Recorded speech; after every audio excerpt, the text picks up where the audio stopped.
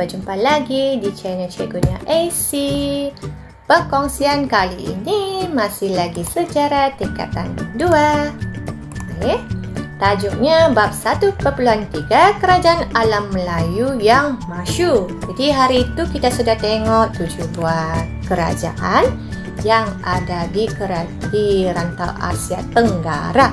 Okay, jadi sekarang kita tengok bagaimana kerajaan-kerajaan alam Melayu ini boleh mencapai kegemilangan kemasyhurannya. Okay, sehinggalah ada kerajaan-kerajaan alam Melayu ini akhirnya merosot. Okay, kita tengok.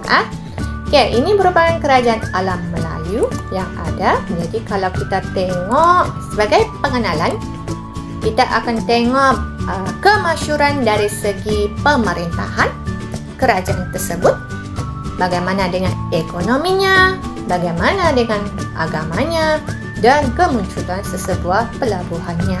Okay? Jadi mari kita tengok untuk kerajaan Funan. Okay? Jadi kalau kita tengok kerajaan Funan, dia berpusat di Waiharapura. Okay? Ini tempatnya. Diasaskan oleh Kaudinya, di mana Kaudinya ini merupakan seorang Brahmin, golongan agama, di mana akhirnya Kaudinya berkahwin dengan Soma yang merupakan seorang pemerintah di Sungai Mekong, dan pada akhir sekali membentuk kerajaan Funan di Waiharapura. Baik, kita tengok kemasyhurannya pula. Kerajaan Funan masyhur semasa pemerintahan Fan Xingman, di mana Fan Xingman meluaskan empayanya dari Sungai Mekong. Ini Sungai Mekong. Kemudian dari Sungai Mekong sehinggalah ke Teluk Chambrah. Di sebelah timur. Ini Teluk Chambrah di sebelah timur.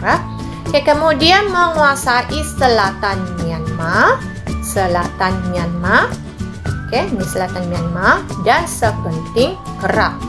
Ini pula segenting Kerak. Jadi Funan menguasai jalan perdagangan utama, iaitu dari timur barat, barat timur, menjadi pusat perdagangan utama alam Melayu pada abad ke-3. Raja terakhir untuk kerajaan Funan adalah Rudrawarman. Dan kerajaan ini mulai merosot kerana diserang oleh kerajaan Chenla di sebelah utara. Jadi kalau kita tengok, inilah kerajaan Funan. Hasil daripada kemasyhuran semasa pemerintahan Fan Xingman lah. Kerajaan kedua adalah kerajaan Champa. Jadi kalau kita tengok, kerajaan Champa ini berpusat di Indrapura. Ini Indrapura dan diasaskan oleh Chunlian pada 192 Masihi. Jadi Champa sering berhadapan dengan Dai Viet yang berada di sebelah utara. Namun demikian, Chunlin berjaya bebaskan Champa daripada pengaruh Cina. Mari kita tengok kemasyhurannya pula. Masyhur semasa pemerintahan Chen Bongha, dan berjaya mengatasi ancaman Dai Viet. Kalau kita tengok atas ni Dai Viet. Jadi Dai Viet ni kalau kita tengok luaskan empayar ke Dai Viet dan lembah Sungai Merah. Ni lembah Sungai Merah. Berjaya membunuh Raja Tran Buyutong, iaitu pemerintah di Dai Viet, dan akhirnya mendapat pengiktirafan daripada dinasti Ming pada 1369. Dan akhirnya merosot apabila Indrawarman meninggal pada 1441. Jadi Dai Viet melancarkan serangan dan akhirnya Champa ditawan pada 1471. Jadi daripada kalau kita tengok peta, inilah kerajaan Champa lah semasa kemasyhurannya.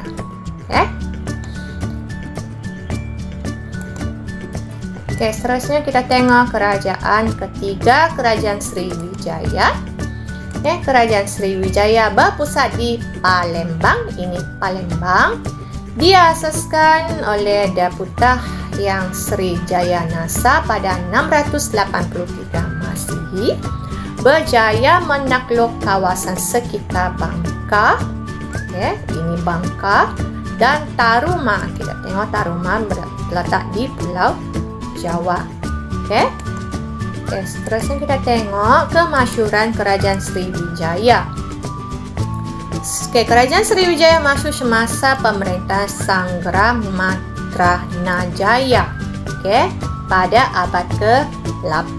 Jadi di bawah pemerintahannya berjaya menakluk Sumatera, ini Sumatera, Pulau Sumatera, selatan Myanmar, tanah Melayu, dan kemudian di Sekenting Kera. Dan kalau kita tengok, dia berjaya menguasai jalan laut antarabangsa. Antarabangsa iaitu secara tidak langsung menguasai Selat Melaka dan Selat Sunda. Jadi Kerajaan Sriwijaya menjadi pusat perdagangan dan juga pusat pengajian agama Buddha dan mulai mengalami kemerosotan apabila tentera Chola datang menyerang pada 1025.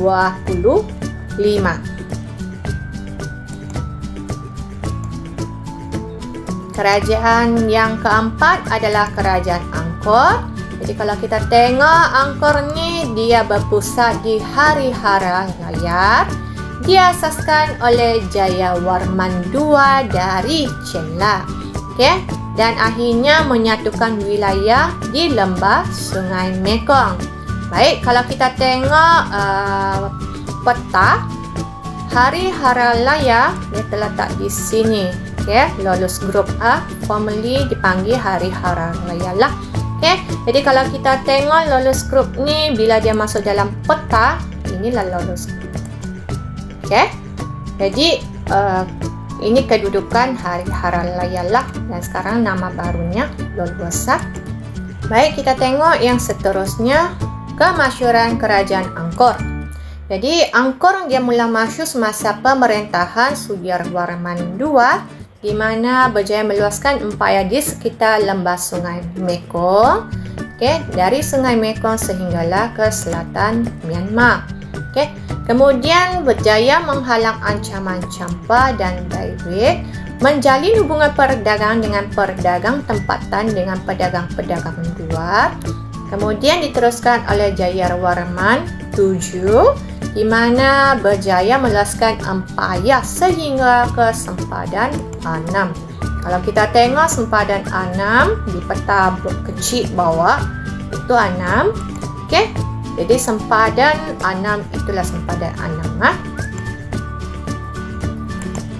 Seterusnya di bawah Jayawarman VII, Angkor Thom dibina dan 102 buah hospital dibina. Namun demikian Angkor mula mengalami kemerosotan selepas Jayawarman VII meninggal dan akhirnya diserang oleh Siam pada 1594, dan ini telah melemahkan kerajaan Angkor. Ini adalah salah satu pintu masuk Angkor Thom. Kita tengok pelan untuk Angkor Thom. Jadi kalau kita tengok, ini Angkor Wat, merupakan tempat beribadah di Angkor. Ini merupakan gambar Angkor Wat. Kemudian untuk Angkor Thom pula yang berwarna hitam ini merupakan pusat pemerintahan. Jadi kalau kita tengok Bayon, jadi yang tadi ada gambar, ini adalah satu pintu masuk di Bayon lah. Ini adalah gambar daripada posisi lain. Kerajaan yang seterusnya adalah Kerajaan Majapahit. Ini Kerajaan Majapahit, kalau kita tengok dia berpusat di kota Trowulan. Diasaskan oleh Raden Wijaya pada 1294 dengan bantuan tentera Mongol dalam perebutan kuasa di Jawa. Seterusnya kita tengok kemasyhuran Kerajaan Majapahit. Majapahit masyhur bermula dengan pelantikan Patin Gajah Mada sebagai Perdana Menteri, di mana pelantikannya ini dilantik oleh Tribuna Tunggadewi bagi tujuan untuk mengembalikan keamanan dan keselamatan Majapahit. Jadi kalau kita tengok, Majapahit berjaya meluaskan empayar ke timur Pulau Jawa, pesisir pantai timur Sumatera, pesisir selatan dan barat Pulau Borneo, bahagian selatan dan timur Sulawesi dan Kepulauan Maluku. Jadi dengan adanya kawasan yang luas ini, Majapahit menjadi pusat perdagangan pada abad ke-14. Namun demikian, Majapahit mengalami kemerosotan selepas kematian Patin Gajah Mada dan diserang oleh kerajaan Demak pada 1478. Mari kita tengok peta. Kalau kita tengok tadi, Majapahit ini empayarnya merangkumi sebelah timur Pulau Jawa, sebelah timur pesisir pantai Pulau Sumatera, sebelah selatan dan juga sebelah barat Pulau Borneo, sebelah selatan Pulau Sulawesi dan sebelah timur Sulawesi, dan juga di Kepulauan Maluku. Jadi kalau kita tengok, empayar Majapahit ini adalah sangat luaslah. Okey, seterusnya kita tengok kerajaan Kedah Tua. Ini kerajaan Kedah Tua berpusat di Sungai Mas dan Pangkalan Bujang, bermula dengan perdagangan masyarakat Kuah Kepah dengan pedagang luar Sungai Mas. Jadi kemudian kewujudannya diperkukuhkan dengan catatan golongan agama dan pedagang dari Cina, India, Arab, Parsi. Jadi Kedah juga dikenali sebagai Chia Cha. Pedagang-pedagang Cina menamakan sebagai Chia Cha. Pedagang-pedagang India pula menamakan Kedah Tua ini sebagai Kataha. Dan untuk pedagang Arab pula menamakan Kedah Tua ini sebagai Kalabah. Ini kerajaan Kedah Tua. Jadi kalau kita tengok, Sungai Mas merupakan pusat kerajaan Kedah Tua bersama dengan Pangkalan Bujang. Baik, seterusnya kita tengok kemasyhuran kerajaan Kedah Tua. Kedah Tua mulai masyhur apabila kepesatan perdagangan di Lembah Bujang, di mana menjadikan Lembah Bujang ini pusat keagamaan agama Buddha dan akhirnya dikuasai oleh Sriwijaya. Namun demikian, pada 1025, tentera Chola dari India telah menyerang kerajaan Kedah Tua lah yang masa itu dikuasai oleh Sriwijaya. Jadi ini telah melemahkan perdagangan dan mengalami perubahan pada abad ke-7, di mana Kesultanan Kedah Baharu telah muncul. Kalau kita tengok tadi Lembah Bujang kan, Pangkalan Bujang.